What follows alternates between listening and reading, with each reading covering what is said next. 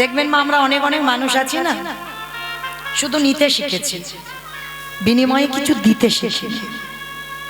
কিন্তু একটা কথা বলে যায়, যেমন তুমি নিতে শিখেছ তোমাকে দিতে হবে। দু হাত ভরে যেমন নিচ্ছ, তোমার দু হাত ভরে তোমার দিতে হবে, তবেই তোমার সমস্ত পূর্ণের ফল তুমি লাভ করতে পারবে। না হলে শুধু নিয়ে যাবে আর কিছু দেবে না, পাপের ঘরা পরিপূর্ণ হয়ে যাবে। তো আজকে পাণ্ডবরা যেদিন বাবা পাশা খেলায় বসেছিল, এই জায়গাটায় অনেক আমরা ভক্তরা বাবা পাশা খেলার ঘটনা জানি মহাভারতে, কিন্তু এই যে পাশা খেলায় যে পক্ষে কৃষ্ণ রয় সে পক্ষ কোনোদিন পরাজিত হয়? ভালো করে বুঝতে হবে। তাহলে যাদের পক্ষে আমার স্বয়ং ভগবান বর্তমান ছিল, তারা কেন আজকের পাশা খেলায় হারলো?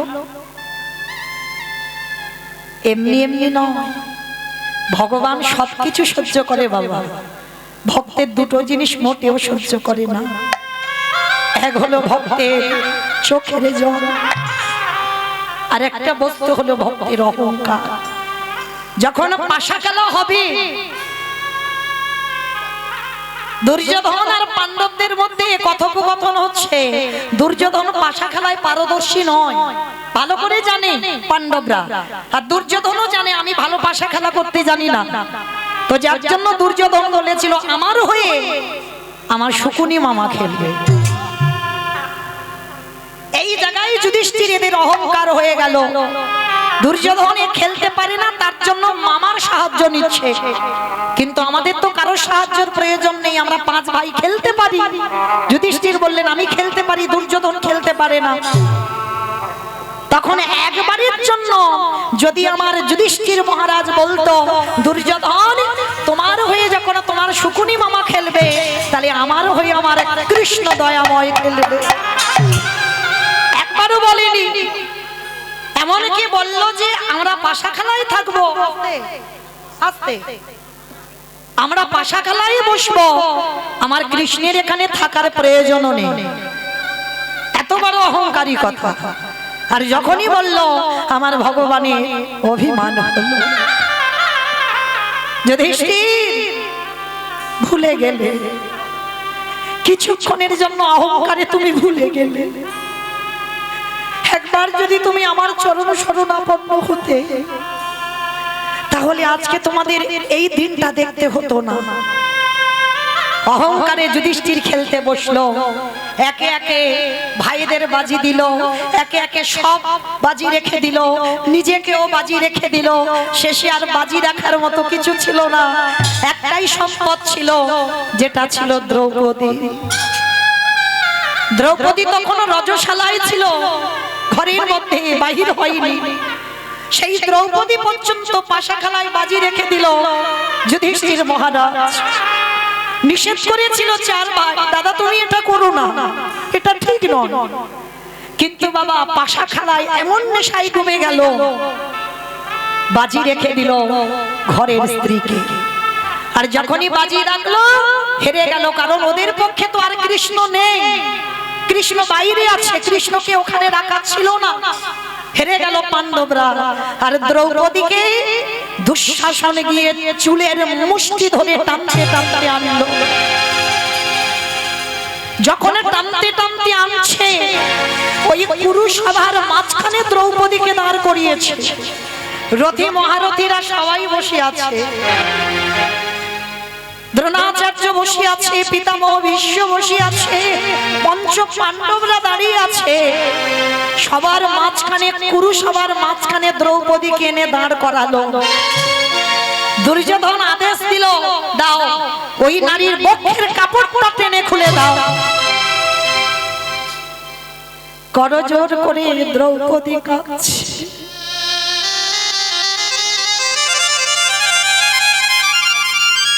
যুধিষ্ঠির কাছে দাঁড়িয়ে কাঁদছে, স্বামী তুমি তো জানো একটা নারীর যদি সম্মান চলে যায় তাকে সমাজ আর নারী বলে না।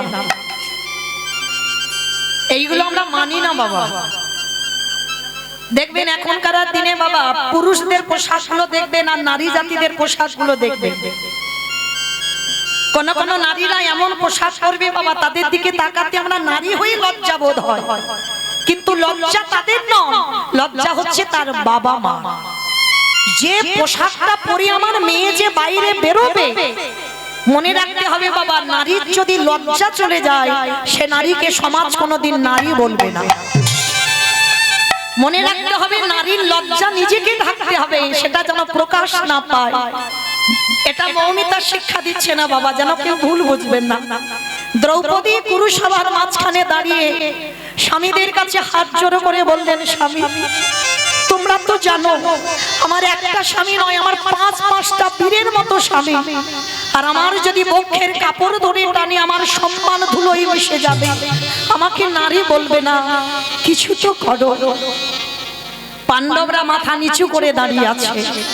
দাদু ভীষ্মের কাছে গিয়ে বলছে, দাদু তুমি তো কিছু বলো, কারণ আমাদের সবার থেকে তুমি বয়স জ্যেষ্ঠ, তোমার বাড়ির কুলবধূকে অপমান করছে, তুমি কিছু তো বলো। দাদু মাথা নিচু করে নিল। অষ্টগুরু দ্রোণাচার্যের কাছে গেল, মাথা নিচু করে নিল, কেউ কিছু করতে পারছে না। আচ্ছা বাবা, এইখানে কি দ্রৌপদীর ভুল হয়? ভালো করে লক্ষ্য করবেন, অনুভব করবেন, কথাগুলো একটু গুরুত্ব দিতে হবে। দ্রৌপদী ভুল করেনি। মহাভারত হচ্ছে সমাজ শিক্ষা, এই ভুলটা আপনারা আমরাও করি। দ্রৌপদী দেখলো স্বামীরা বাঁচাতে পারলো না, দাদু বাঁচাতে পারলো না, গুরুদেব বাঁচাতে পারলো না, সবার শেষে মনে পড়লো তার সখা কৃষ্ণের কথা। এটা যদি আগেই হতো, আগে মনে পড়তো, তাহলে কি বাবা দুঃশাসন দ্রৌপদীকে ছুঁতে পারতো?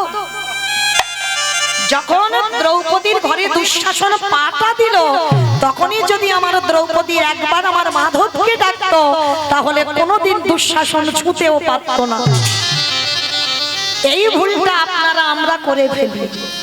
কারণ জীবনে যখন দুঃখ কষ্ট নেমে আসে, দেখবেন বাবা আত্মীয় পরিজন বন্ধু বান্ধব আগে সবাইকে বলে দেয়, আমার ঘোর বিপদ, প্রত্যেকের কাছে সাহায্য চাইছি, তোমরা কিছু তো করো। কেউ কিছু করছে না। মনে রেখো বাবা, তোমার দুঃখের কথা লোকের কাছে বলবে, তুমি হাসির পাত্র হবে। তারা কিচ্ছু করবে না, আরো হাসবে আর বলবে বেশ হয়েছে বেটা। কিন্তু যার কাছে সাহায্য চাইলে তুমি কৃপা পাবে, তার কাছে যেতে আমাদের দেরি হয়ে যায়।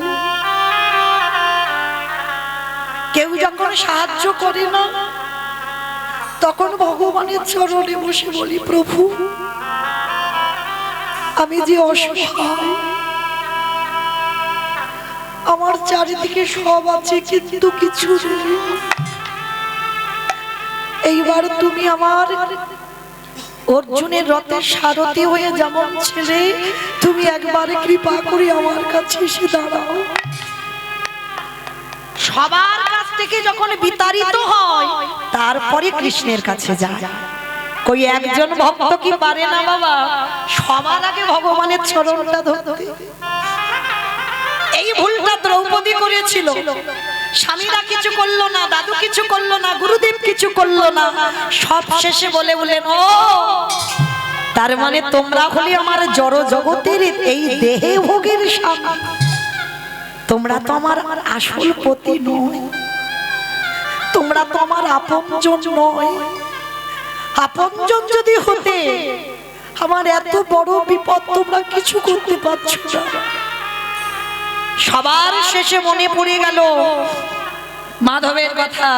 তখন দ্রৌপদী মাঝখানে দাঁড়িয়ে মনে মনে ভাবলো, কৃষ্ণ এ জীবনে একটা নারীর লজ্জা যদি চলে যায়, আর তুমি ভালো করে জানো আমার আগুন থেকে জন্ম, আমি অজনী সম্ভবা, আমার যজ্ঞ অগ্নি থেকে জন্ম হয়েছে, আর যেদিন থেকে জন্ম হলো সেদিন থেকে আমার দেহ মন প্রাণটা আমি তোমার চরণে দিয়েছি, তুমি আমার সর্বস্ব ধন। তাহলে আজকে দেখি তুমি কি করে থাকতে পারো। দুঃশাসন বস্ত্রটা টানছে, দ্রৌপদী এক হাত দিয়ে ডাক দিয়েছিল, হে ব্রজেন্দ্র নন্দন কৃষ্ণ দেখা দাও। এলো না। হে দ্বারকাধিপতি কৃষ্ণ দেখা দাও। এলো না। হে গোলকপতি কৃষ্ণ দেখা দাও, এলো না। দ্রৌপদী বলে উঠলেন, ও তার মানে তুমিও এদের মতো আমার ডাকে সাড়া দেবে না? ঠিক আছে, তুমি যখন চাও আমি এখানে বিবশনা হই, এটাই হবে। এইবার দুটো হাত ছেড়ে দিয়ে আত্মনিবেদন করে ডাক দিল, হে প্রাণপতি দেখা দাও, হে প্রাণপতি দেখা দাও, হে প্রাণপতি দেখা দাও, হে প্রাণপতি দেখা দাও।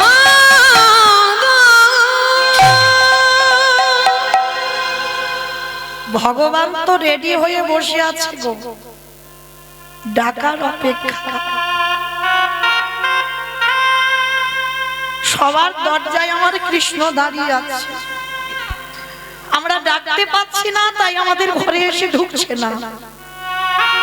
যেই না দ্রৌপদী একবার বলেছে প্রাণপতি দেখা দাও, সঙ্গে সঙ্গে ভগবান রথের উপরে বসে আঙুল থেকে কাপড়টা খুলছে। এতটুকু তুমি দিয়ে রাখবে তাকে, সে তোমার জন্য বিশাল কিছু করতে রাজি। এতটুকু যদি তুমি দাও, দ্রৌপদী তো দিয়ে রেখেছে বাবা, আজ দেবে না? শুধু আসলে তো ডবল করতেই হবে।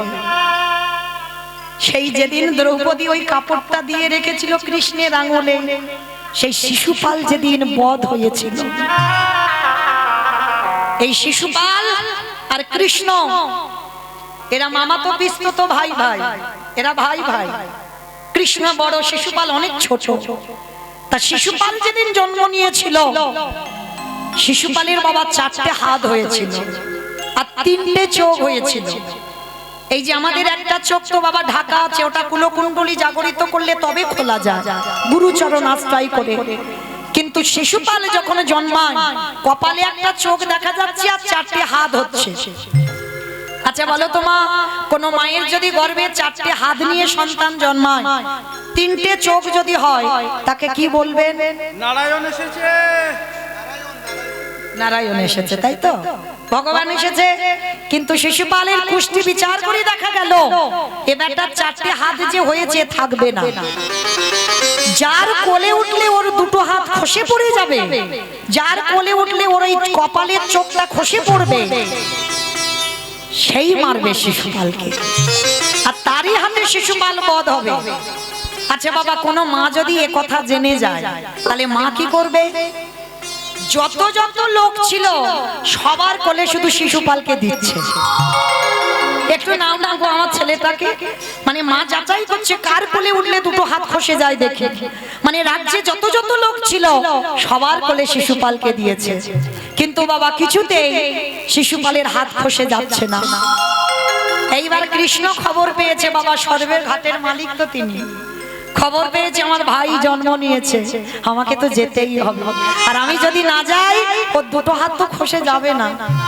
বলরাম দাদা কি বলছে, ও দাদা, দাদা গো চলো না, শুনলাম নাকি আমাদের একটা ছোট ভাই হয়েছে, চলো না একবার ভাইটাকে দেখে আসি। তা বলরাম বলছে ঠিক আছে, এখানাই তুই যখন বলছিস চল দুজনে একবার দেখে আসি। তা যেই না শিশুপালের কাছে এসেছে, মানে কৃষ্ণ আকুপাকু করছিস শিশুপালকে কোলে নেবে, আর বলরাম বলছে খবরদার, তুই খুব দুষ্টুমি করিস, কোথায় ভাইয়ের হাতে পাতে লেগে যাবে, এমনিতে দুটো হাত না এক্সট্রা দুটো জুড়ে আছে, আর কোথায় বাবা হাতে পাতে লেগে যাবে তুই নিবি না, কারণ যদি তোর কোল থেকে পড়ে যায় অত ছোট বাচ্চা তুই নিতে পারবি না। ও দাদা আমাকে একটু দাও না, একটুখানি কোলে নেব। কিছুতে বলরাম দেবে না, আর ভগবান জেদ ধরে বসেছে আমি একটু নেব কোলে। তা শিশুপালের মা বলছে বলরাম, ও যখন এত করে কান্নাকাটি করছে মাইনা করছে, ঠিক আছে কানাই তুই এক জায়গায় বস, আমি শিশুপালকে কোলে দিচ্ছি। তাই এবার কৃষ্ণ বসেছে, হাই রে, যে বিশ্বের স্রষ্টা মালিক ভগবান, যে বিশ্বটাকে ধারণ করে রেখেছে, সে নাকি একটা বাচ্চা ছেলে শিশুপালকে নিতে পারবে না। ভগবান কি করেছে, বাৎসল্য প্রেমটা যেমন হয়, এইবার বসেছে আর শিশুপালকে যেই না কোলে দিল, সঙ্গে সঙ্গে কপাল থেকে চোখটা দুম করে মাটিতে পড়ে গেল, আর দুটো হাত ঘষে অমনি মাটিতে পড়ে গেছে। আর যেই না পড়ে গেল সঙ্গে সঙ্গে পিসিমা কৃষ্ণের চরণে হাত জোড়ো করে বসেছে। একটু আর দেরি করেনি, হাত জোড়ো করে বলছে, কৃষ্ণ কৃষ্ণ কথা দে বাবা, তুই তোর ছোট ভাইকে মারবি না। ও পিসি, তুমি যে কি বলো না উল্টো পাল্টা, আমার ভাই তো ছোট, ওকে আমি মারবো কেন, আমি বড় দাদা। না কৃষ্ণ, আমার ছেলের কুষ্টিতে উঠেছে, যার কোলে উঠলে ও দুটো হাত খসে যাবে, চোখটা পড়ে যাবে, সেই তো আমার ছেলেকে মারবে। দূর, তুমি জানো না, ওকে ভুল ভাল বলে গেছে, তুমি বোঝো না।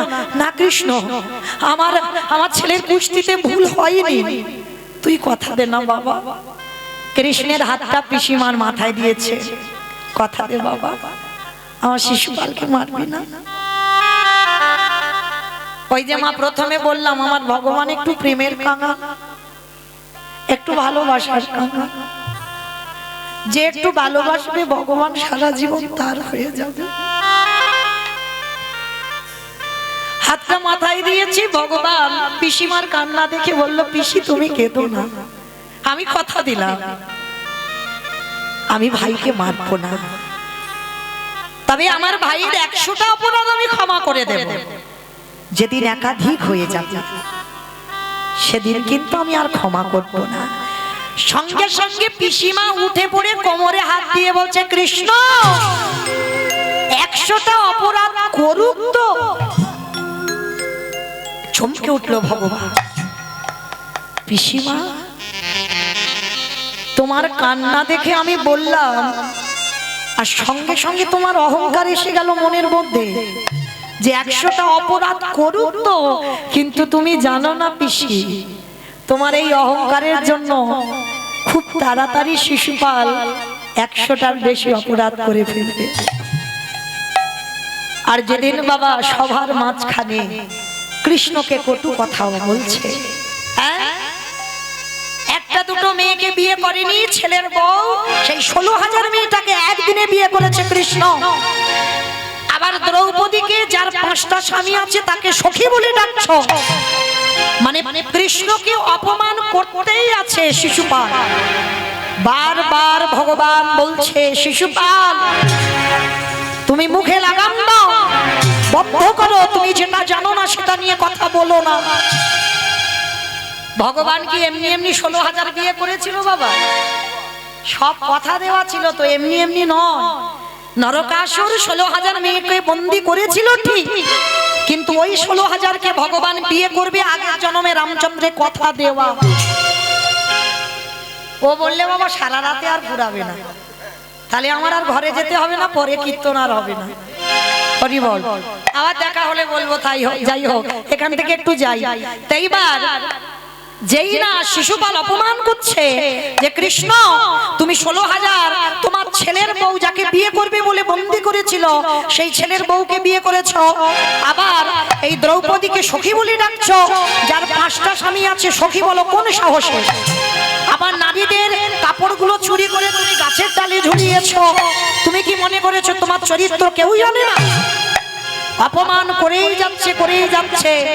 ভগবান বলছে, শিশুপাল মনে রেখো, এই অপমান করতে করতে তোমার যেন পাপের ভরা পূর্ণ হয়ে না যায়। শিশুপাল বলছে, কৃষ্ণ আমি গুনে গুনে হিসেব করে রেখেছি, এখনো 100টা হয়নি। ভগবান হেসে উঠেছে, শিশুপাল কখন তোমার 100টার বেশি হয়ে যাবে, তুমি গুনতে গুনতে দিক বিদিক শূন্য হয়ে যাবে। আর এই কৃষ্ণকে অপমান করেই যাচ্ছে, করেই যাচ্ছে, করতে করতে বাবা যখনই একাধিক হয়ে গেল, সুদর্শন চক্রকে আহ্বান করে একেবারে শিশুপালের মস্তকটা ছেদ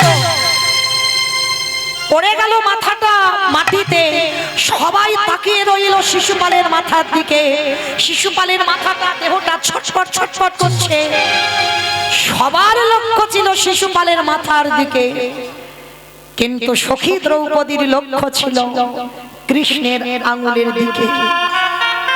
মানে ভগবানের রোষানলে পড়েছিল তো, মানে ক্রোধ হয়েছিল, মানে এতটা ক্রোধে সুদর্শনকে আহ্বান করেছিল আঙুলটা কেটে গিয়ে রক্ত ঝরে ঝরে পড়ছে। মানে ভগবানের এত ক্রোধ এসেছিল শিশুপালের প্রতি। কেউ দেখতে পাচ্ছে না কৃষ্ণের রক্ত। দ্রৌপদী ওই রক্তটা দেখে থাকতে পারলো না, সবার মাঝখান থেকে ছুটে গিয়ে নিজের কাপড়টা ছিঁড়ে দিয়ে লজ্জা ঘৃণা ভয় সবকিছু ত্যাগ করে একেবারে ওই কাপড়টা নিয়ে কৃষ্ণের আঙুলে বেঁধে দিল। নিতাই গৌর প্রেমা, হরি বল হরি বল। আর যেই না আঙুলে বেঁধে দিল, ভগবান দ্রৌপদীকে হৃদয়ে ধরে বললেন, সখী তুমি আমায় এত ভালোবাসো, আমার আঙুলের একটু রক্ত তুমি দেখতে পারলে না, ছুটে এলে আমার কাছে, তোমার লজ্জা নিবারণ করা বস্ত্র ছিঁড়ে দিলে। কথা দিলাম সখী, যদি কোনোদিন প্রয়োজন পড়ে একবার হা কৃষ্ণ প্রাণ কৃষ্ণ বলে দেখো, পৃথিবীর যেখানে থাকি না কেন আমি তোমার কাছে এসে তোমার এই ঋণ আমি শোধ করে দেব। আজকে দ্রৌপদী যেই বলেছে প্রাণপতি, আর থাকতে পারে কৃষ্ণ আঙুল থেকে কাপড়টা খুলে যেখান থেকে বস্ত্রটা শিশুপাল টেনে শেষ করলো ওইখানে কাপড়টা জুড়ে দিল। ক্লান্ত হয়ে যাচ্ছে শিশুপাল, হরি বল। যেই না ক্লান্ত হয়ে যাচ্ছে বাবা, সঙ্গে সঙ্গে ওদের মধ্যে একটা ভাই ছিল বিকর্ণ। দুঃশাসন যখনই ক্লান্ত হয়ে গেল, বিকর্ণ বলছে, দাদা এবার ছেড়ে দাও, দ্রৌপদীকে রক্ষা করার মালিক এসে গেছে, দাদা এবার তো ছেড়ে দাও। যখনই ক্লান্ত হয়ে গেল, সবাই একেবারে ঘেমে স্নান হয়ে গেছে, সঙ্গে সঙ্গে দ্রৌপদী দেখছে কৃষ্ণ আড়াল থেকে বস্ত্র দিচ্ছে। দ্রৌপদী প্রশ্ন করেছিল, বা সখা বাহ, কি গো আমার সম্মান যখন ধুলোয় মিশে যাচ্ছে, আসতে এত দেরি করলে কেন? ভগবান এসে বলছে, আমি দেরি করিনি, তুমি দেরি করেছো। আমি দেরি করব কেন? আমি তো সব সময় রেডি হয়ে আছি, ডাকতে পারোনি তাই আমি আসিনি। সখা আমি তিনবার ডাকলাম, তুমি তো এলে না। বলে সখী তিনবার ডেকেছো বটে, কিন্তু কি বলে ডেকেছো বলো তো? বলে কেন? প্রথমে আমি বললাম ব্রজেন্দ্র নন্দন কৃষ্ণ দেখা দাও, হস্তিনাপুর কোথায় আর বৃন্দাবন কোথায়, টাইম লাগবে না আসতে। তারপরে কি বলেছো? হে দ্বারকাধিপতি কৃষ্ণ দেখা দাও, হস্তিনাপুর থেকে দ্বারকা 3 দিনের পথ, আসতে টাইম লাগবে না। তারপরে কি বলেছো? হে গোলকপতি কৃষ্ণ দেখা দাও, কোথায় হস্তিনাপুর আর কোথায় গোলক, টাইম লাগবে না। ওই জন্য তো দেরি হলো। আচ্ছা তাহলে 3 বারের ডাকে এলে না, 4 বারের ডাকে এলে কেন? সখী তুমি 4 বারে কি বলেছো বলো তো? বলে কেন? আমি বললাম প্রাণপতি দেখা দাও। সখী কথাটা বলছো তো সোজা করে, কিন্তু একবার ভেদ করেছো কথাটা। তোমার হস্তিনাপুর কোথায়? আরে তোমার প্রাণটা কোথায়? আরে এই জগতে তুমি যখন বললে প্রাণপতি দেখা দাও, তখনই আমি তোমার সামনে এসে হাজির হয়ে গেছি। সখা তাহলে তুমি এত দেরি করে এলে কেন? একটু আগে আসতে পারলে না? বলে সখী যখন দুঃশাসন তোমার ঘরে ঢুকলো, কেন ভুলে গেলে আমার কথা? তোমায় বলে রাখলাম দ্রৌপদী, এই জগৎ সংসার মাঝে যে জনের বিষয়ে বৈভবে ডুবে, যারা কৃষ্ণ চরণ ভুলে যায়, এই জগতে তাদের দশা তোমার মতো হবে। নিতাই কৃষ্ণ চরণ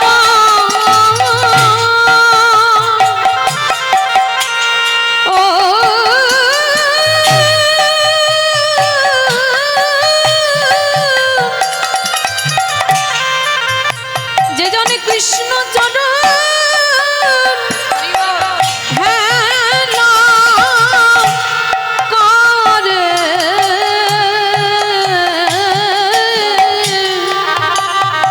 বলে তাদের দশা তোমার মতো হবে। তাহলে এই জগতের সংসারে বাবা ভগবান মহাভারতে শিক্ষা দিয়ে গেল, কৃষ্ণ ভুলে সবাই বিষয়ে ডুবে যেও না, আর যারা ডুবে যাবে তাদের গতি দ্রৌপদীরই মতো হবে। হরি বল। কারণ একটা কথা মনে রাখতে হবে, এই দেহটা কৃষ্ণ ভজনের জন্য, এই দেহটা শুধু সংসারের জন্য নয়। কৃষ্ণ ভজিবার তরে সংসারে আয়ন মিছে মায়ায় বদ্ধ হয়ে বৃক্ষ সম হইল। এই দেহটা দিয়েছে ভগবান কৃষ্ণ ভজন সাধন করবার জন্য। কারণ মনে রাখতে হবে মা, ভগবানের মতো আপনজন তোমার আর কেউ হবে না। অনেক অনেক মায়েরা একটা কথা বলে, কেন আমার মা আমায় সব থেকে বেশি ভালোবাসে। বলে না, তোমার মা যদি সব থেকে বেশি ভালোবাসতো, ভালো করে লক্ষ্য করবেন আমার কথাটার দিকে, একটু খেয়াল করবেন। এই যে আমরা বলি মায়ের ঋণ শোধ করা যায় না, আমি বলি বাবা যায়, কিন্তু একজনের ঋণ জীবনে শোধ করতে পারবে না, সেটা আমার ভগবান। যদি বলো কেন, আমিও একজন মা। এখানে যতজন আমরা মা হয়েছি তারা প্রত্যেকটা মা বলতে পারবো, সন্তান গর্ভে 5 মাস বয়স হয়, মাতৃস্তনে দুগ্ধ আসে। তাহলে কি মা ওটা মা নিজে নিজে তৈরি করলো? মা যদি নিজে করতে পারতো তাহলে একজন মাকে গর্ভে সন্তান আসবার আগে বলে দেখো তো পারে কিনা? করতে পারবে না। তাহলে মা নিজে তৈরি করলো না, তাহলে গ্রাম প্রতিবেশী আত্মীয় পরিজন এসে স্তনদুগ্ধটা দিয়ে গেল? দিল না তো। তাহলে দিল কে? না বিশ্বের শ্রেষ্ঠ মালিক ভগবান। তাহলে একদিনের একটা বাচ্চা সে জন্ম নিয়ে কি খাবে তার ভাবনা তার বাবা ভাবেনি, গ্রাম প্রতিবেশী ভাবেনি, মা ভাবেনি, আত্মীয় পরিজন কেউ ভাবেনি। তাহলে ভেবেছিল কি আমার ভগবান একদিনের ছেলে জন্ম নিয়ে তার আহারের ব্যবস্থা আমার ভগবান করে রেখেছে। স্তনদুগ্ধটা যে কিভাবে তৈরি হবে, কতটুকু মোটা, কতটুকু পাতলা, কতটুকু লবণ, কতটুকু মিষ্টি, কতটুকু টক, কতটুকু তিতো দিলে তবে একদিনের একটা শিশু সন্তান খাবে, তার ভাবনা কোনো বৈজ্ঞানিক ভাবেনি, ভেবেছিল আমার বিশ্বের স্রষ্টা মালিক ভগবান। তাই আমি চরণ ধরে বলে যাই মা, পৃথিবীতে যদি সবাইকে ভুলে যাও তাতে অসুবিধা নাই, কিন্তু কোনোদিন আমার ভগবানের চরণ যেন ভুলে যেও না। আমার ওই ছেলেটা একটু ভালোবাসার কাঙাল গো, ভক্তকে কোনোদিন বলেন আমায় শ্বেত পাথরের মন্দির গড়ে দে, বলেন আমায় রজনীগন্ধার মালা দে, বলেন আমায় দামি দামি ফল মিষ্টির ডালা খেতে দে, তবে আমার ভগবানের একটা লালসা আছে, তুমি যদি সতের সঙ্গ করো তাহলে সৎ হবে, আর যদি তুমি অসতের সঙ্গ করো তোমার যত হৃদয় সৎ হোক না কেন তুমি একদিন না একদিন অসৎ কাজে লিপ্ত হবে। আগে লক্ষ্য করতে হবে বাবা আমি সঙ্গ কার করছি।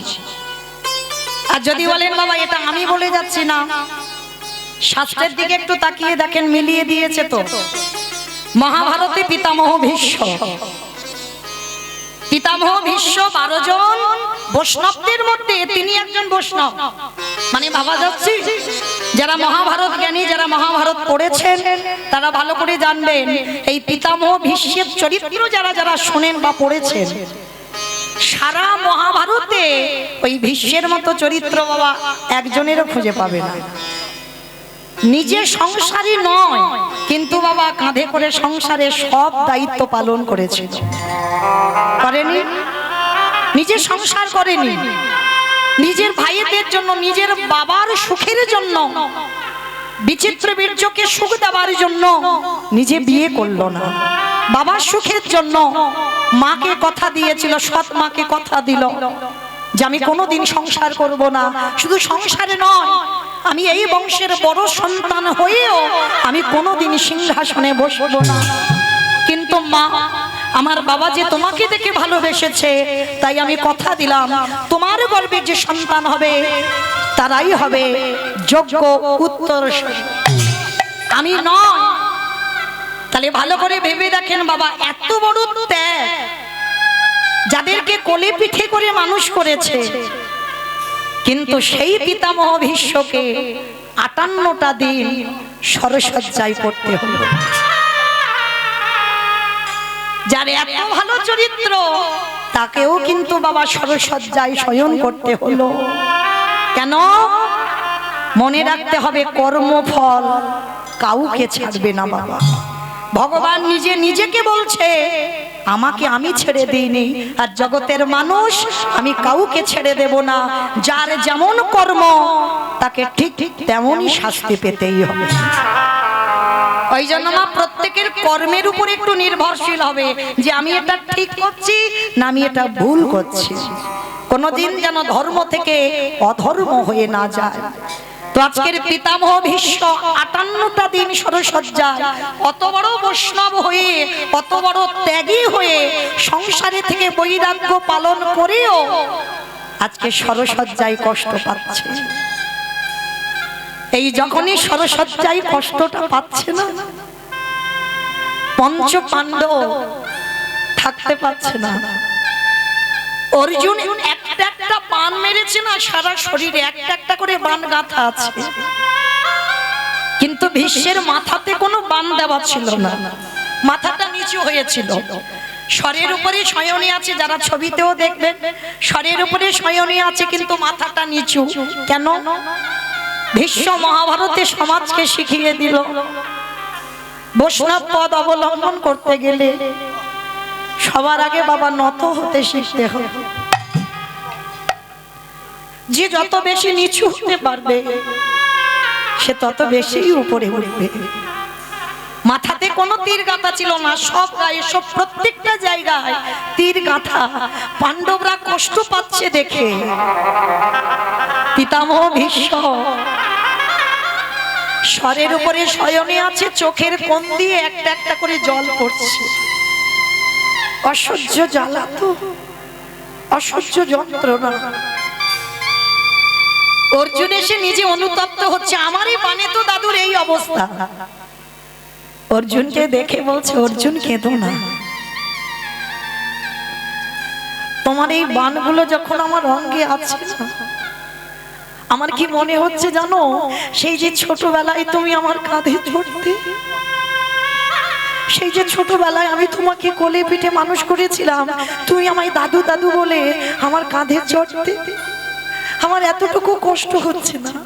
আমার যেন মনে হচ্ছে এই যে তীরগুলো যেন আমার অর্জুন এসে আমার আষ্টে পৃষ্ঠে শরীরে গেঁথে আছে, আমার এতটুকু কষ্ট হচ্ছে। যুধিষ্ঠির এসে বলছে, দাদু এবার তুমি মরে যাও। ভীষ্মের তো ইচ্ছা মৃত্যু মা, মনে করলে মরবে আর মনে না করলে মরতে পারবে না। বলছে, দাদু তুমি এবার মরে যাও, তোমার এই কষ্ট আমরা কেউ দেখতে পাচ্ছি না, তোমার শরীরে যন্ত্রণা হচ্ছে আমরা বুঝতে পারছি। দেখবেন মা, এটা বাস্তবেও হয়। যখন কোনো ব্যক্তি বয়স হয়ে অসুস্থ হয়ে বিছানা সজ্জা হয়, আমরা আত্মীয় পরিজন সবাই ভগবানের কাছে ডাকি, প্রভু ওকে আমাকে এবারে নিয়ে নাও।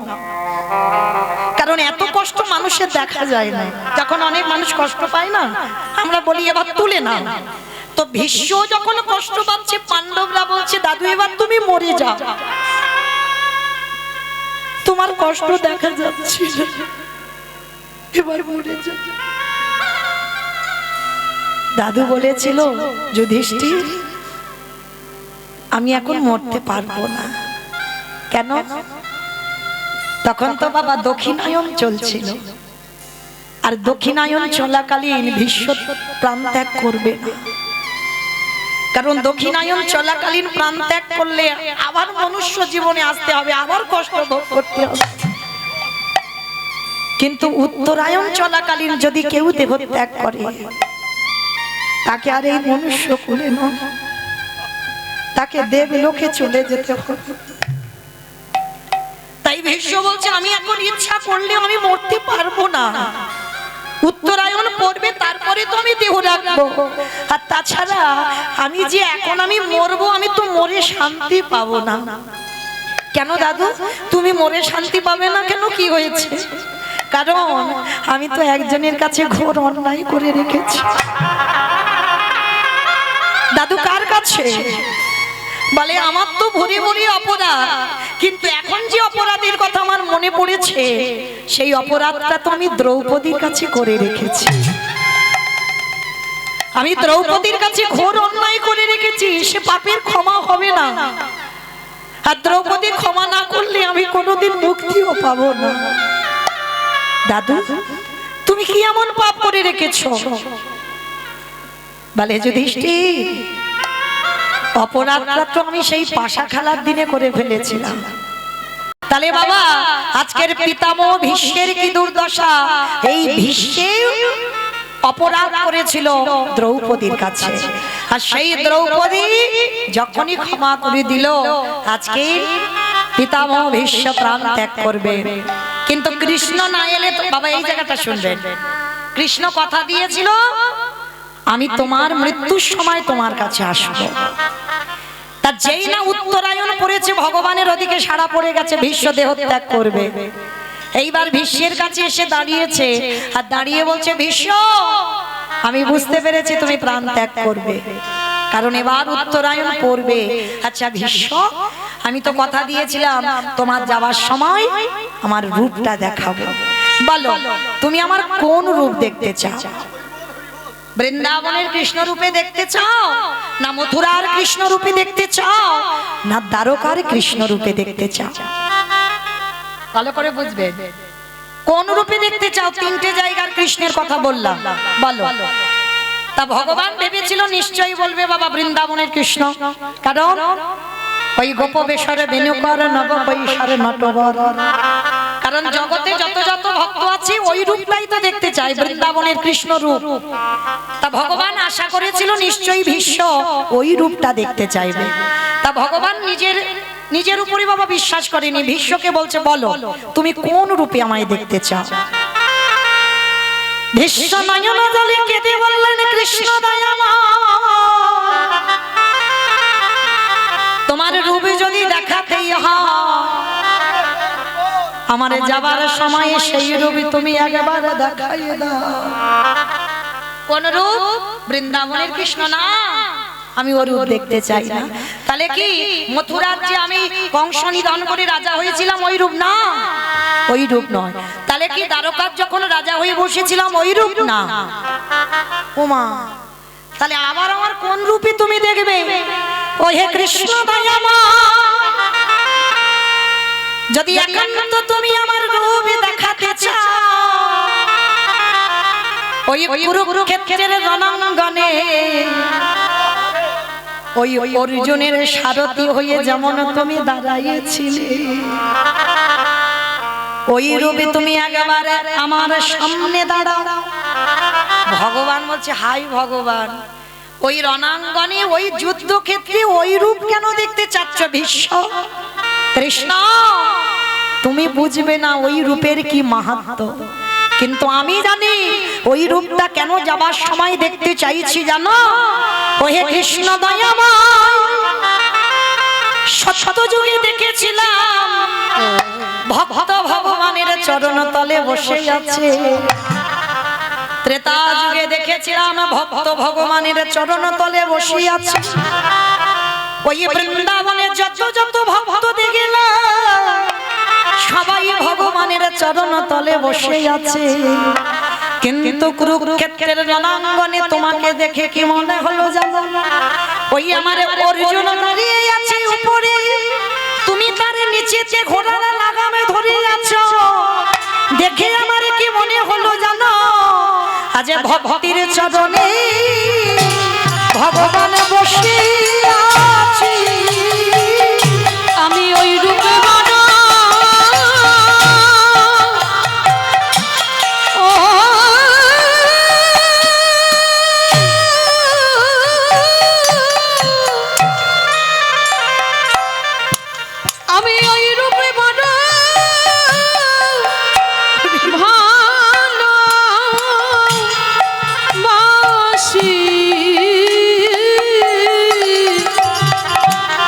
যে রূপে ভগবান ধরে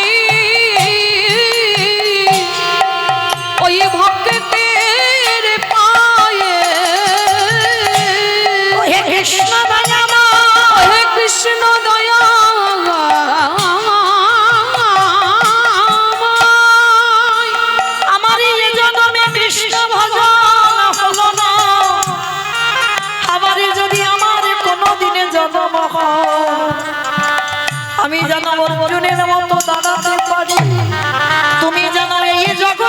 সংসারের মাটিতে এমনি করে ভক্তকে সারা জীবন রক্ষা করো। বলে শুনো শুনো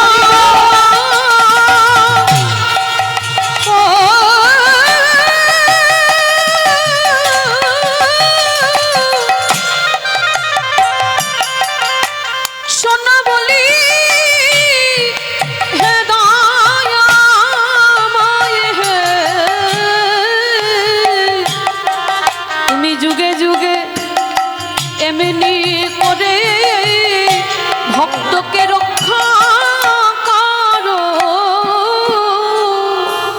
বিশ্বকে হৃদয়ে ধরে বললেন বিশ্বদেব, এই কুরুক্ষেত্রের রণাঙ্গনে আমার যে রূপ, সেই রূপ তো কোনোদিন কেউ দেখতে চাই না, কিন্তু তুমি এত অনুভব করেছো, এত ভেদ করেছো, কিন্তু বিশ্ব তোমার চরণে আমি জানাই রাখলাম, শুধু এ যুগে নয় আমি যুগে যুগে আমি ভক্ত বড়।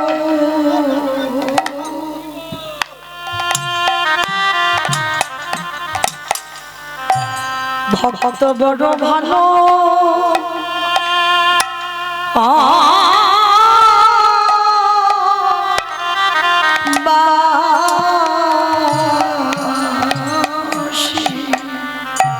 আমি যে ভক্ত ছাড়া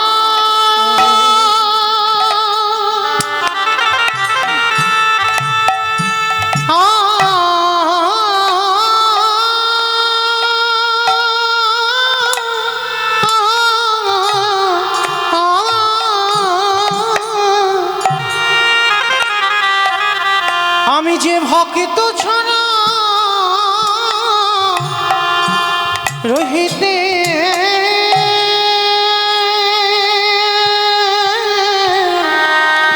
না রে। আমি যে ভক্ত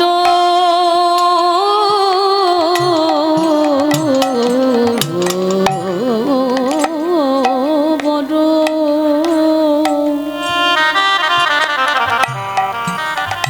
বড় ভালো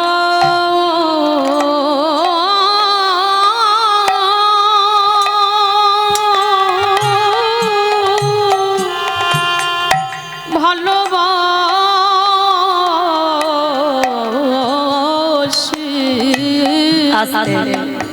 তাহলে সেই পিতামহ ভীষ্মের আজকে অন্তিম দুর্দশাটা এমনই হয়েছিল, আমাদেরও হবে মা, যদি ডাকার মতো ডাকা যায়, ভালোবাসার মতো বাসা যায়, যদি একবার কৃষ্ণ নামে কাঁদিতে পারো, আমাদেরও দর্শন হবে। ভগবানের কাছে একটা কথা জানিও মা, যদি এই দেহে প্রাণ থাকতে যদি দেখা না দাও, কিন্তু যেদিন আমার নিদানের সময় হবে, যেদিন আমার যাবার বাঁশি বেজে যাবে, হে দয়াময়, এই পাপী তোমার দরজায় দাঁড়াইয়ে থাকবে, তুমি আমার হাতে ধরে ভব নদী পারে করিও, তুমি পারের কারিতা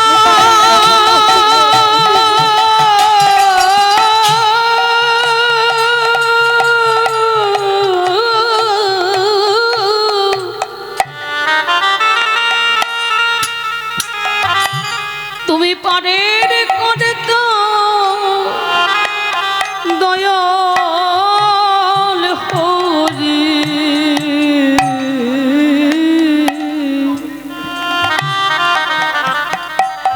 সেদিন হাতে ধরে পার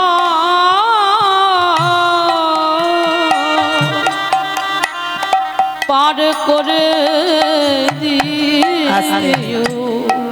তাহলে সেদিন বাবা পিতামহ ভীষ্মের কর্মফল ভোগ করতে হলো। তাহলে আমাদেরও কর্মফল ছাড়বে না। তার সচিমা নবদ্বীপের মাটিতে দাঁড়িয়ে নিমাই সচিমাকে নাম দেয়নি কেন? সচিমা একটা অপরাধ করে ফেলেছিল। কি অপরাধ? না বৈষ্ণব চরণে অপরাধ। আর সে করতো কর বাবা, যেমন তেমন বৈষ্ণবের কাছে করেনি। কোন বৈষ্ণবের কাছে করেছিল জানো? যিনি হলেন অদ্বৈত আচার্য গোস্বামী। এই অদ্বৈত আচার্য, যার ছোটবেলার নাম ছিল কমলাক্ষ, সে তো যেমন তেমন বৈষ্ণব নয়। আমার অদ্বৈত আচার্য কে গো? শিব। বাহ, শিব ঠাকুর। তো জানো একটা কাহিনী মনে পড়ে গেল, একটু ছোট করে বলি। এই কমলাক্ষ জন্মাবার পর যখন একটু একটু হাঁটতে শিখেছে, মা কমলাক্ষ মায়ের হাতটা ধরে, নাভা দেবীর হাতটা ধরে গেছে কোথায়? নবদ্বীপে। আর নবদ্বীপে যখন বেড়াতে গেছে বাবা, গিয়ে বাবা একটা কালী মন্দির, কালী মন্দির দর্শন করেছে। আর কালী মন্দিরটা দর্শন করে মা সচিমা প্রণাম করেছে। আর কমলাক্ষকে বলছে, কমলাক্ষ বাবা মায়ের মন্দির একবার প্রণাম কর, সাষ্টাঙ্গে একবার প্রণাম কর। কমলাক্ষ বলছে, ও মামা আমি প্রণাম করব না, কারণ আমি যদি প্রণাম করি এক্ষুনি মূর্তিটা মাঝখান থেকে দ্বিখণ্ডিত হয়ে যাবে। এইটুকু দুধের ছেলে, ও নাকি প্রণাম করলে মূর্তি নাকি ভেঙে যাবে, তাই প্রণাম কর। ও মা, আমার কথা বিশ্বাস করছো না? আমি কিন্তু সত্যি বলছি, আমি প্রণাম করলে মূর্তিটা কিন্তু ভেঙে যাবে। তা যার মন্দির সে এসে বলছে, কমলাক্ষ তুই কি নিজেকে বড় পণ্ডিত মনে করিস নাকি? হ্যাঁ, তুই প্রণাম করলে আমার মার এই যে পাথরের মূর্তি, এই মূর্তি ভেঙে যায় কোনোদিন? ওই প্রণাম কর। কমলাক্ষ বলছে, ঠিক আছে আমি প্রণাম করতে বলছো করব, কিন্তু ভেঙে গেলে যেন আমায় মারধর করো না, আমায় বকবে না। কই প্রণাম করে দেখা।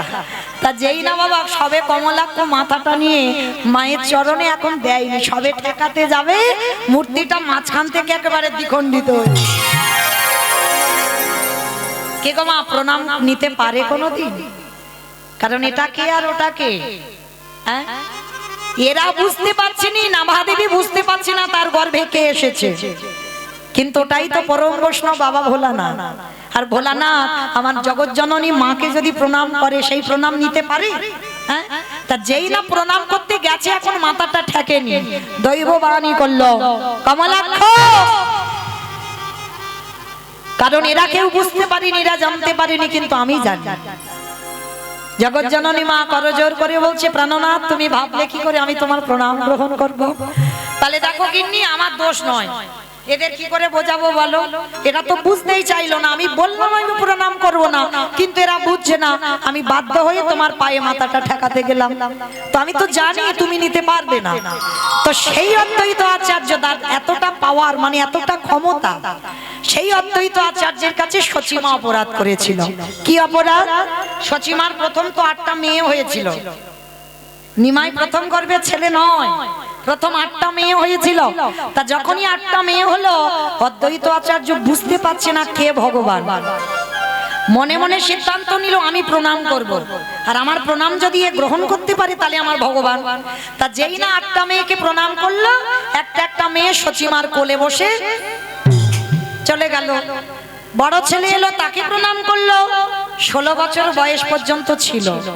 16 বছর বয়সে সন্ন্যাসী হয়ে চলে গেল বিশ্বরূপ। হরি বল। তারপরে দশম গর্ভে নিমাই। আর নিমাই যেই না জন্মালো, প্রণাম আর করতে দেবে না সচিমা, ভয়। কারণ ওই অদ্বৈত প্রণাম করেছে বলে 8টা মেয়ে মরেছে, বড় ছেলে চলে গেছে, আর আমি তো একে প্রণাম করতে দেব না। কিন্তু অদ্বৈত আচার্য শুধু মনে মনে ভাবছে কবে নিমাইকে প্রণাম করব, কারণ নিমাইকে প্রণাম করলে ও যদি গ্রহণ করতে পারে তাহলে জানবো ওই ভগবান। তা সবে মাত্র অদ্বৈত আচার্য নিমাইয়ের ঘরে আসছে প্রণাম করবে, সচিমা পিছন থেকে বলে উঠলেন, দাঁড়া, খবরদার আমার ছেলেটার কাছে তুই যাবি না। কারণ তোকে সবাই বলে নবদ্বীপে তুই অদ্বৈত, কিন্তু আমি বলবো তুই অদ্বৈত নয়, তুই হলি দ্বৈত। হয়ে গেল মা বৈষ্ণব অপরাধ। এই যে একজন বৈষ্ণবকে দ্বৈতের সঙ্গে তুলনা করলো, তাতে হয়ে গেল বৈষ্ণব অপরাধ। মা জানলো না, বুঝলো না, ভিতরে অপরাধী হয়ে গেল। কিন্তু সেটা তো ভগবানের খাতায় লেখা রয়ে গেল। তো আজকে সেই অপরাধটা করে ফেলেছিল। নিতাই চাঁদ যখন মাকে শোনালো গল্পটা, মা বলল বেশ, আমি অদ্বৈতের চরণ ধরে ক্ষমা চাইবো। যেই না অদ্বৈতের চরণে গিয়ে পড়লো, অদ্বৈত বলছে মা, ও মা, এ কি, আমি তোমাকে মা বলে ডাকি। সন্তান যতই বড় হোক না কেন মার কাছে নয়। মা, তুমি আমাকে দৈত্য বলেছ, কিন্তু আমি যে দৈত্য নয়, কারণ আমি ভগবান চিনব বলে প্রণাম করেছিলাম, এতে আমার দোষ নয়। তাহলে মা, আমি তোমাকে এমনি ক্ষমা করে দিলাম। আর যেই ক্ষমা করে দিল, সঙ্গে সঙ্গে নিমা এসে, ভগবান তো বুঝতে পেরেছে মা বৈষ্ণব অপরাধ করেছিল, অপরাধ থেকে মুক্ত। এইবার মার কাছে এসে বলছে, মা আর দেরি নয়, কই তোলো দেখি একবার আমার সঙ্গে হাত দুটো, সবাই দেখি একবার সন্ধ্যাবেলায় তোলেন একবার, প্রত্যেকে টুলুধ্বনি বলি হরে কৃষ্ণ হরে কৃষ্ণ কৃষ্ণ কৃষ্ণ হরে হরে, বলে হরে রাম টুলুধ্বনি হরে রাম, রাম রাম হরে হরে। আজ যাই গোরা জীবের তরে, গায়ে গোড়া জীবের তরে, গাই গোড়া জীবের তবে শ্রীনন্দের নন্দন শ্রীমধুসূদন, শ্রীনন্দের শ্রীমধুসূদন, মুরলি বাজাই নিকেতনে গায়ে গোড়া জীবের তরে, এবারে গাই গোড়া জীবের তবে কেহ বলে মুরবেতি রাবণ বধিলা, কেহ বলে কোন ব্যক্তি, আমার উলু বই, কেহ বলে মুরবেতি রাবণ বধিলা, কেহ বলে কোন ব্যক্তি আমারে গোড়ারি, গোড়া গোড়া গোড়া গোড়ারি,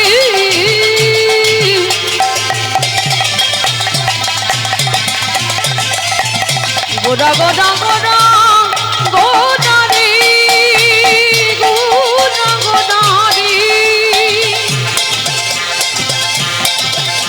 ওই নদীয়ার চাঁদ গোড়া আমার আমার প্রাণে গোড়া, কেহ বলে পুনমিতে রাবণ বধিলা, আজি গোলকের বৈভব লীলা প্রকাশ করিলা, ওই গোলকের বৈভব লীলা প্রকাশ করিলা, এবারে গোলকের বৈভব লীলা প্রকাশ করিলা। শ্রী রাধারে ভাবে গোড়ায় অবতার, শ্রী রাধারে ভাবে গোড়া অবতার, শ্রীরাধারে ভাবে এবে গোড়ায় অবতার, ওই শ্রী রাধারে ভাবে গোড়া অবতার, হরে কৃষ্ণ নামে গৌরে করিলা প্রচার, ওই হরে কৃষ্ণ নাম গৌর করিলা প্রচার, এবারে হরে কৃষ্ণ নামে গৌরী করিলা প্রচার। এইবার লীলা প্রকাশ হলো, এইবারে লীলা প্রকাশ হলো, এইবার লীলা প্রকাশ হলো, এইবারে লীলা প্রকাশ হলো, গোলকের বৈভব লীলা প্রকাশ করিলা, ওই গোলকের বৈভব লীলা প্রকাশ করিলা, ওই গোলকের বৈভব লীলা প্রকাশ করিলা। বাসুদেব ঘোষ কহে করি জোড়হা, করি জোড়হা, ওগো জেগে গো সেই কৃষ্ণ সেই তো জগন্নাথ। গো সেই তো জগন্নাথ। আস্তে ভক্তচরণে আমার একটা নিবেদন, আপনারা জানেন অনেকক্ষণ তো হয়ে গেল আমার টাইমটা, তো যাই হোক আমার সিরিয়াল টিরিয়াল দেখো তো, বাহ, আচ্ছা যারা যারা সিরিয়াল দেখো, আমার তো আর সময় হয় না, কতক্ষণ হয় গো সিরিয়াল? আধ ঘন্টা। আচ্ছা আধ ঘন্টা গোটা সিরিয়াল হয়? 15 মিনিট হবে, হিসাব করে দেখবেন। আর 15 মিনিট যেটা শুনতে ভালো লাগবে না তবু বসে থাকতে হবে। কেন? ওই অ্যাডভার্টাইজটাই ইচ্ছা নয়, ভালো লাগে কি? অ্যাডভার্টাইজ ভালো লাগে না, কিন্তু থাকতে হবে। কেন? সিরিয়ালটা জমে উঠেছে, ওইটার জন্য দেখতে হবে। তো এতক্ষণ যে কীর্তন হবে 10 মিনিট তো একটু অ্যাডভার্টাইজ দিতে হবে, তাই না? 10 মিনিট বেছে নিতে হবে, ইচ্ছা না থাকলেও বসে থাকতে হবে 10 মিনিট। কেমন? তো আপনারা জানেন এই রায়নগরের হরিবাসর বহুদিনের হরিবাসর। এসেছিলাম 2-3 বছর আগে, সে বছর খুব বৃষ্টি হয়েছিল, সে বছরই আসা হয়েছিল। তো যাই হোক আবার এসেছি আমার প্রভুর ইচ্ছাতে, আমার দাদা ভাইরা এনেছেন। তো যাই হোক, তো এই হরিবাসরটা ভিক্ষারি হরিবাসর, ভিক্ষা করেই আমাদের এই হরিবাসরটা গড়ে তোলা। তো যেহেতু আপনাদের কাছের মানুষ, আমি প্রথমে বলেছি আমি আপনাদের কীর্তনিয়া নয়, আপনাদের কাছেরই মানুষ, তাই আপনাদের চরণে নিবেদন। আমার দাদা ভাইরা, দিদি ভাই, আমার বাবারা ভাইরা যাচ্ছেন, যার যেমন সামর্থ্য, যার যেমন ক্ষমতা আছে আপনারা একটু করে দান করবেন, বঞ্চিত করে দেবেন না। কারণ আপনাদের এই একটু দান আপনাদের ভব পারাপারের দান হয়ে দাঁড়াবে। কারণ ব্যাংকে রাখলে বাবা নমিনও লাগে, কিন্তু এখানে কোনো নমিনের দরকার হয় না। শেষের দিনে আমার ভগবান তোমার নমিনও হয়ে দাঁড়াবে, তাই না? তো আপনাদের চরণে নিবেদন, প্রত্যেকে কেউ যদি বাবা 1 টাকা করেও দেন, যেমন সামর্থ্য, কিন্তু কেউ যেন বইমুখ করবেন না, যার কাছে যেমন আছে প্রত্যেকে দেবেন। আর তবে মা দেবেন একটু যেন ওই আওয়াজ না হয়, চেষ্টা করবেন। কারণ আওয়াজ হলে কীর্তনেরও ব্যাঘাত হবে, এমন দেবে একটু বড় বড় ব্যবস্থা করো। কেমন?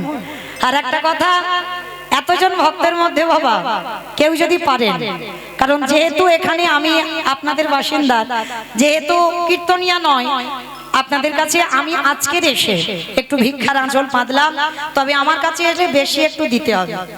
যদি কেউ আমার রাধারানীকে ভালোবাসেন, যদি পারেন 500, এর কম কিন্তু নয়।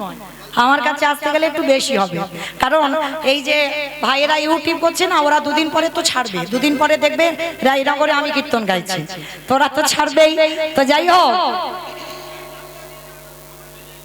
সবসময় দেখে বেশ।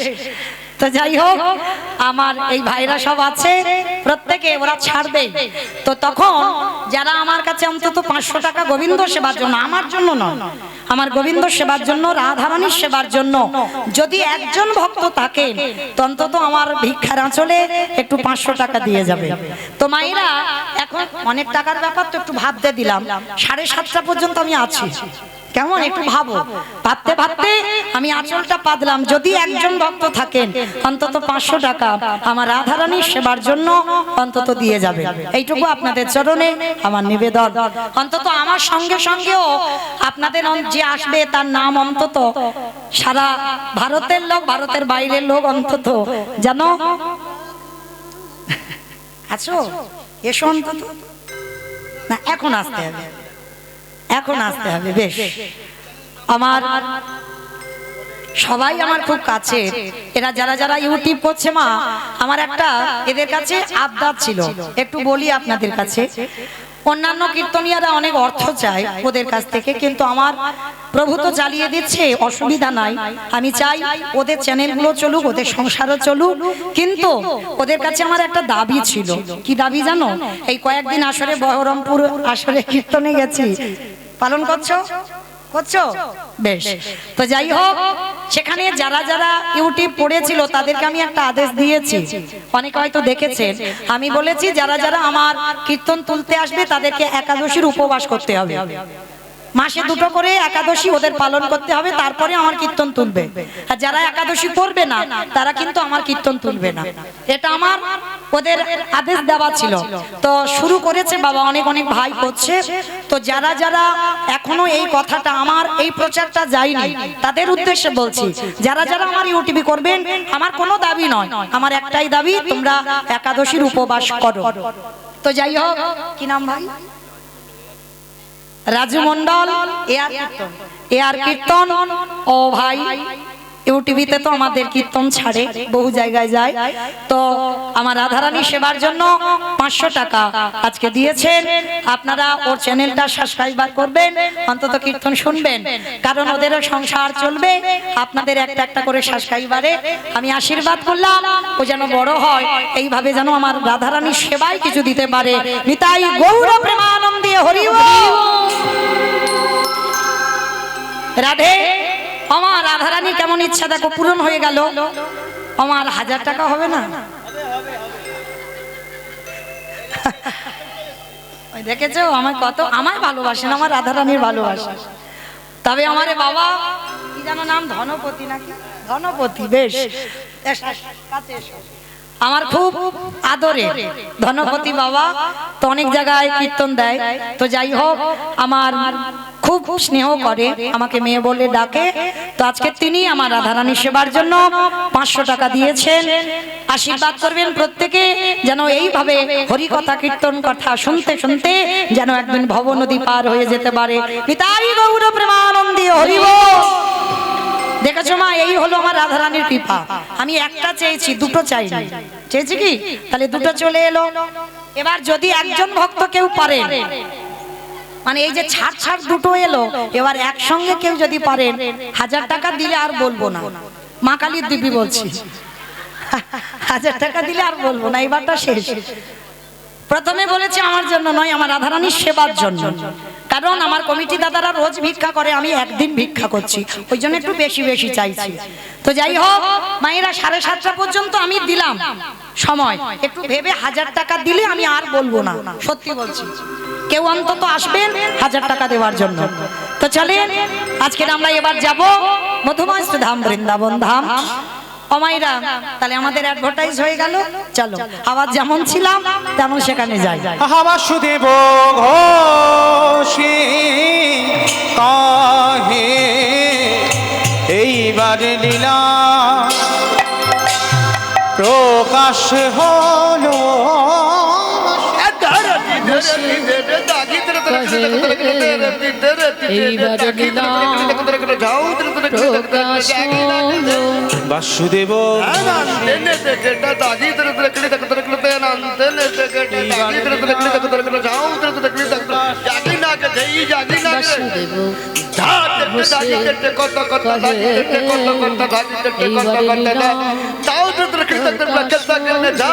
বাসুদেব ঘোষে কহে এইবার লীলা প্রকাশ হলো।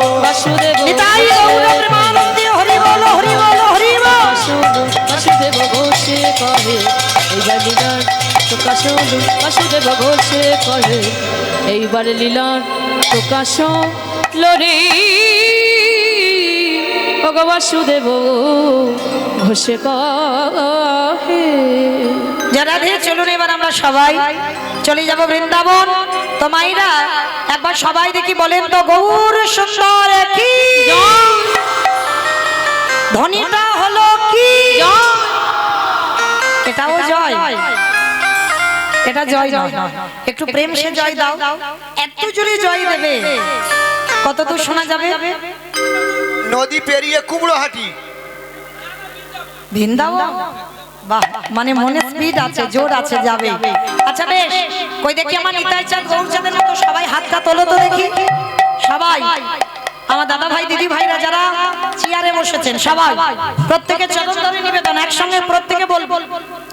ও মা, পিছনটা ধসে গেল কেন?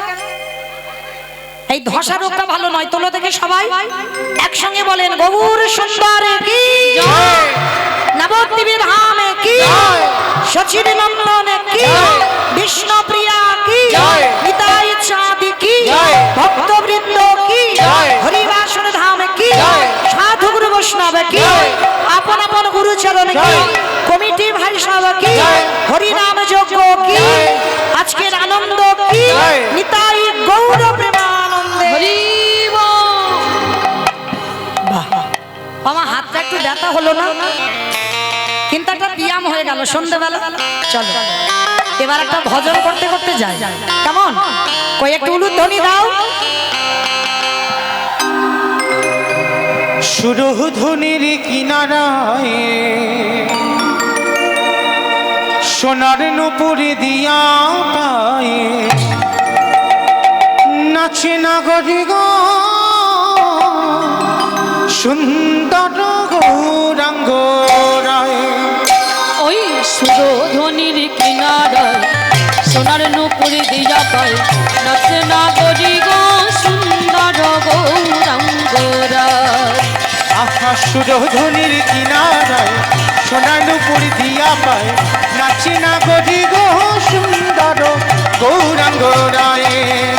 ওই সুরধ্বনির কিনারায় সোনার নুপুর দিয়া পায় নাচে নাগরি গো সুন্দর গৌরাঙ্গ রায়। নাচে সুন্দর নাচে সুন্দর নাচে সুন্দর গৌরাঙ্গ রায় নাগরি গো সুন্দর গৌরাঙ্গ রায়। ওই সুরধ্বনির কিনারায় সোনার নুপুর দিয়া পায় নাচে নাগরি গো সুন্দর গৌরাঙ্গ রায়। আহা সুন্দর কপালে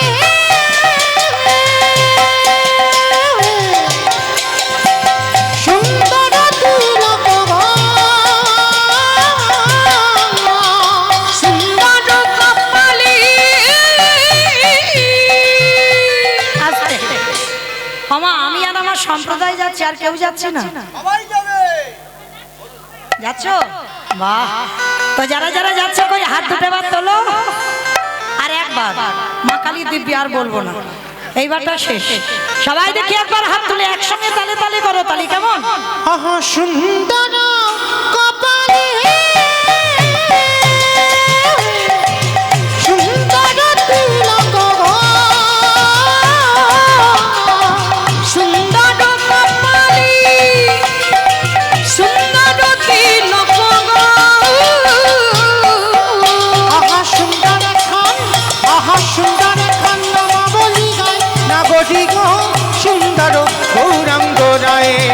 ওই সুরধ্বনির কিনারায় সোনার নুপুর দিয়া পায় নাচে নাগরি গো সুন্দর নিতাই গৌরাঙ্গ গৌর হরি বল, হরি বল। রাধে রাধে রাধে জয় জয় শ্রী রাধে রাধে রাধে রাধে রাধে জয় জয় শ্রী রাধে। ও রাধে রাধে রাধে রাধে জয় জয় শ্রী রাধে। বিশ্বভান দোলালি রাধে রাধে বিশ্বভান বলছো কিরকম লাগছে বলো? ঠিক কিরকম জানো? এলোমেলো হয়ে যাচ্ছে। তোলো দেখি হাত সবাই। কারণ সকাল থেকে যারা আমরা কৃষ্ণ বলেছি, জানা হয়েছে এই রাধা শব্দটা এমন, যদি বলো তোমার কোটি কোটি জন্মের যত পাপ বিনাশ হবে। সবাই রাধে রাধে রাধে রাধে জয় জয় শ্রী রাধে। রাধে রাধে রাধে রাধে জয় জয় শ্রী রাধে। বিশ্বভান দোলালি রাধে রাধে বিশ্বভান দুলারি রাধে রাধে রাধে।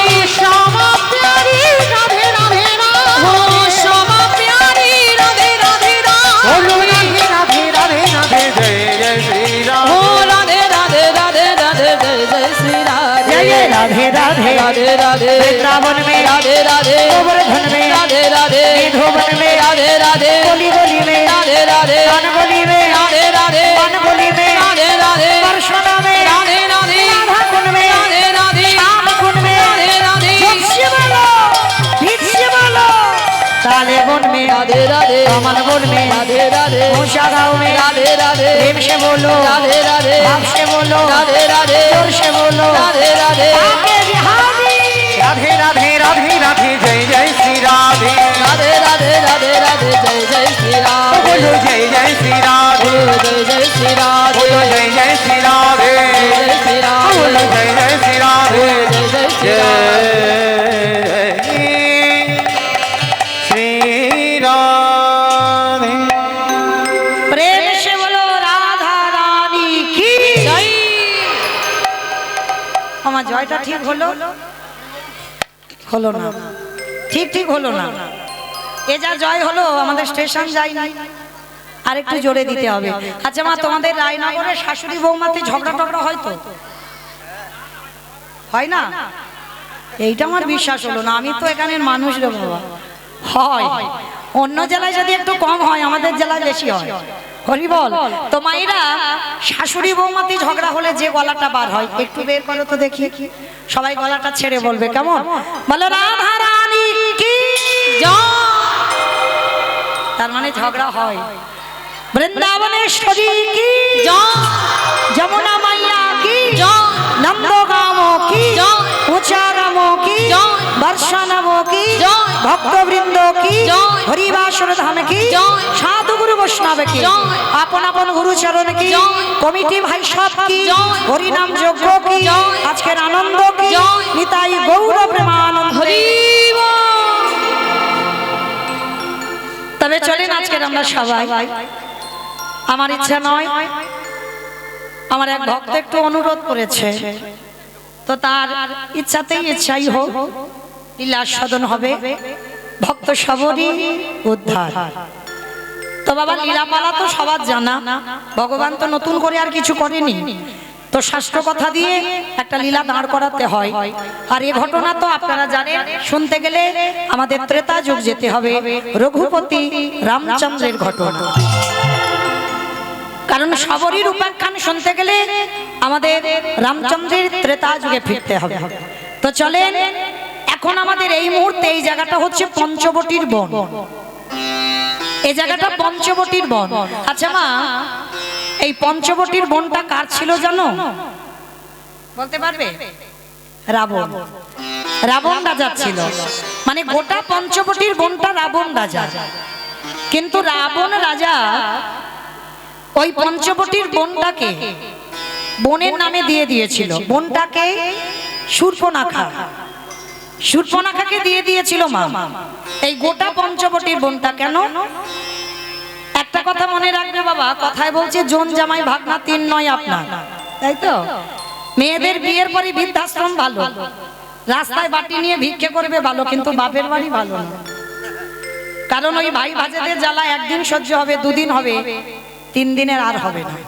তার থেকে ভিক্ষা করে খাওয়া ভালো, কিন্তু মেয়েদের বিয়ের পরে বাপের বাড়িটা আর নয়। ও যে যতই বলুক না কেন, একদিন দুদিন থাকার মতে পারে বাবা তোমার লাতি জামটা খেতেই হবে, তার থেকে দরকার নেই রাস্তায় যাবো ভালো। তো আজকে লক্ষ্য করেন, শূর্পণখা বিয়ের পর বাসর ঘরে খিদে পেয়েছে, স্বামীকে গিলে খেয়ে ফেলেছে। রাক্ষসী তো কি করবে, বউ ভাতের দিন খিদে পেয়েছে, কিছু খাবার পাইনি, স্বামীকে গিলে খেয়ে ফেলেছে। তো স্বামীকে খেয়ে নিয়ে বাপের বাড়ি ফিরে এসেছে। তা রাবণ রাজা কোনোদিন কিছু বলেনি, কিন্তু ওই যে বাবা হাড়ি কলসি থাকলে তো ঠোকাটুকি হবে, সর্বক্ষণ মন্দোদরী। রাবণ রাজার তো একটা দুটো বউ নয়, কটা বউ? 10,000। রাবণের 10,000 বউ, আর দশরথের ছিল 750, আর ভগবানের তো জানো 16,108 জন। আর কলি ছেলেরা বলে আমরা একটা থেকে দুটো করলে দোষ কেন অত? বাবা এদের পাওয়ার ছিল, ক্ষমতা ছিল, এদের নাই। ভগবান একটা কথা বলেছে, আমি যেটা করছি তোমরা করো না, খবরদার, তোমাদের সেই সামর্থ্য নেই। কারণ আমি যেটা করছি করো না, আমি যেটা বলছি সেটা শোনো। তো আজকে লক্ষ্য করে দেখে, সেই সর্বক্ষণ মন্দোদরীর সঙ্গে ঝগড়াঝাটি হতো বলে তো একদিন রাবণ রাজা সিদ্ধান্ত নিল, এদের ঝগড়া থামাতে গেলে আমার বোনকে আলাদা একটা জায়গা দিতে হবে।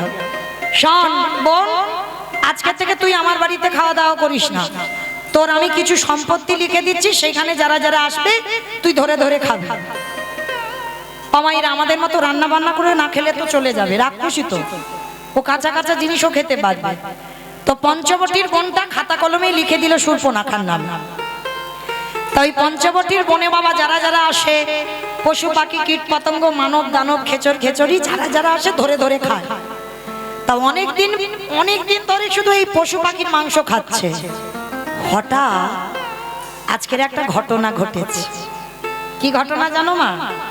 একটা নাকে মানুষ মানুষ গন্ধ ঢুকছে। ভালো করে শুনবেন মা, এটা বড় তত্ত্বের লীলা, তো একটু 1 মন থেকে 2 মন হলে বুঝতে পারবেন না। হ্যাঁ, সম্পূর্ণ তত্ত্ব মিশ্রিত। তাইবার নাকে যেই না মানুষ মানুষ গন্ধ ঢুকছে, আর সেই ছোটবেলায় গল্প শুনেছিলাম না ঠাকুমাদের কাছে, বলে হাউ মাউ কাউ মানুষের গন্ধ পাও। মানে রাক্ষস রাক্ষসীদের নাকে নাকি মানুষ এলে গন্ধ পায়। তা শূর্পণখা মনে মনে ভাবছে, যা বাবা, এই বনে তো সব সময় পশু পাখির মাংস খেয়েছে, কিন্তু মানুষের গন্ধ তো কোনোদিন পাইনি। হঠাৎ মানুষ মানুষ গন্ধ আসছে কেন? যাই হোক, যাই, অনেকদিন পরে মানুষ পেয়েছি, একটু মেরে মাংস করে খাবো। মনে আনন্দ, আর আনন্দটা নিয়ে বাবা মনে মনে ভাবছো, বাবা আমার তো এই রাক্ষসী চেহারা, এই দেখে যদি মানুষ ভয়ে পালায় তাহলে কি করব? সুন্দর একটা রূপবতী নারী হয়েছে, মানে রূপ লাবণ্যময়ী, মানে যদি কোনো পুরুষ চোখে চোখ দেয় আর ফেরাতে পারবে না, এমন সুন্দর রূপবতী হয়েছে। আর ওই রূপটা ধরে এক পা দুপা করে যাচ্ছে যেখান থেকে মানুষ মানুষ গন্ধটা আসছে, আর গিয়ে পর লক্ষ্যটা পড়েছে সবার প্রথমে যেখান থেকে ওই মানুষের গন্ধটা আসছে তার চরণের দিকে। আমার সে চরণটা দেখে সে খাওয়ার কথা ভুলে গেছে। চরণটা দেখে বলছে, ওরে বাবা,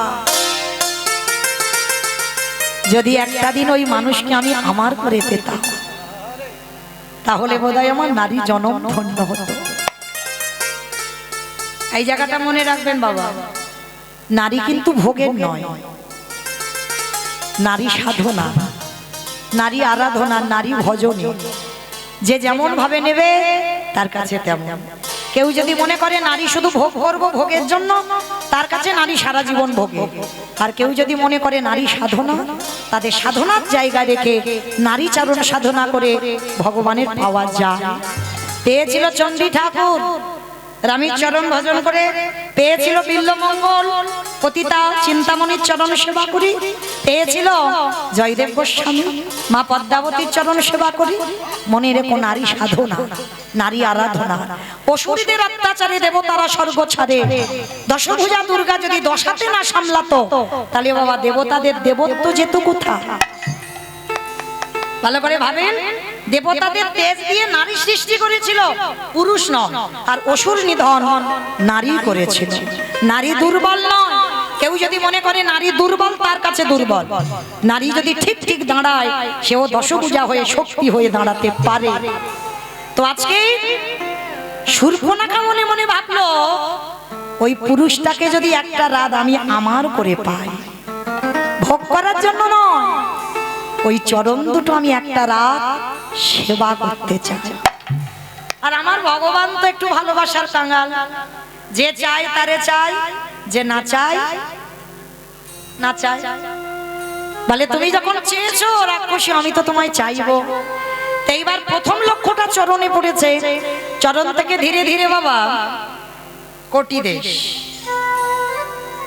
এটাই শিক্ষা। প্রথমে বলেছি বাবা সম্পূর্ণ তত্ত্ব মিশ্রিত। এই যে আপনারা যখন মন্দিরে ভগবানকে দর্শন করেন, ভগবানকে দর্শন করার সময় বলেন তো ভগবানের কোন জায়গাটা আগে দেখেন? ভাই দেখো, বলে প্রসাদের থালাটা আগে দেখে, বলে সন্দেশগুলো দিলাম ঠিক ঠিক আছে তো? কারণ ভগবান জীবনের ডালার দিকে দেখে না। কারণ অনেক অনেক ভক্তরা আছে বাবা, গুনে গুনে সন্দেশ দেয়, এইটা আমার জন্য, এটা আমার স্বামীর জন্য, এটা আমার ছেলের, এটা মেয়ের, এটা শ্বশুর, এটা শাশুড়ি। ভগবান দেখে না, ও বাবা ওদের তো হিসেবের জিনিস, এতে তো আমি নেই, তাহলে আমি খাবো কেন? ভগবান জীবনে ডালা দেখে না। ভক্ত যারা দেবেন, ভক্ত যারা যাবেন ভগবানকে দর্শন করতে, মনে রাখবেন দেখলে হবে না, সবার প্রথমে ভগবানের চরণ আগে দর্শন করতে হবে। চরণ দেখবার পর কোটি দেশ দর্শন করতে হবে, কোমর, তারপরেই তুমি ভগবানের বদন দর্শন করতে পারবে। যেটা শূর্পণখা আজকে শিক্ষা দিয়েছে, দেখে চরণ, কোটি দেশ, এইবার বদন। আর বদনের দিকে তাকিয়ে আর কিচ্ছু মনে নেই, সব শূন্য হয়ে গেছে। সে যে খাবে সে ভুলে গেছে।